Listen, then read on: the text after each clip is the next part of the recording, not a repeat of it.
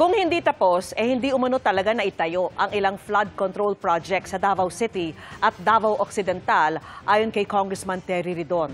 Kakausapin niya ang ICI para maisama yan sa kanilang investigasyon. At nakatutok si Tina Panganiban Perez. Ayon kay House Infrastructure Committee Co-Chair Terry Ridon, February 2025, dapat sinimulan ang pagtatayo ng flood control structure sa Barangay Kinangan, Malita, Davao Occidental. Mukhang ito rin daw ang lugar na inireklamo ni DPWH Secretary Vince Dizon na may ghost project mula pa noong 2021. This is a typically new project. Ito po ay Feb 2025 project, pero ito nga po, this has been looked into and nakita na wala pa rin pong nagagawang proyekto rito. Ito rin po yung area na nagrereklamo ho si Secretary Dizon kung saan po meron po mga proyekto na parang mga ghost projects.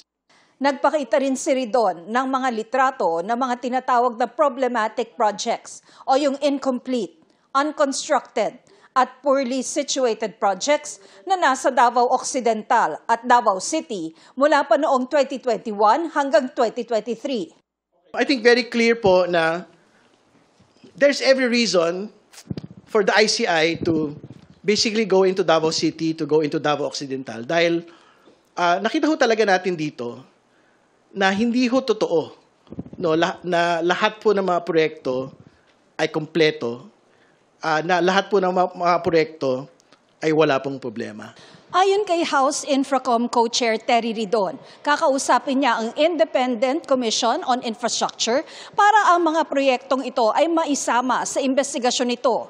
Balak din daw niyang ibigay ang mga proyektong ito sa Ombudsman. Sa tanggapin namin yan, no? And it will be part of our investigation and our review.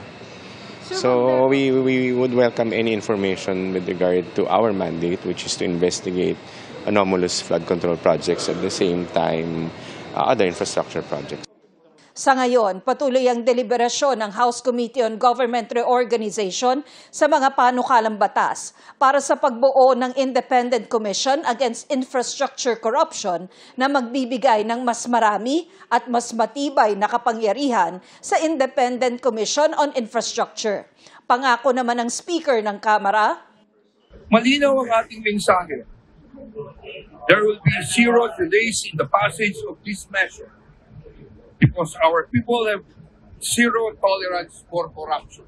Kaya malinaw din po ang direktiba natin dito. We will pass this before we adjourn this December.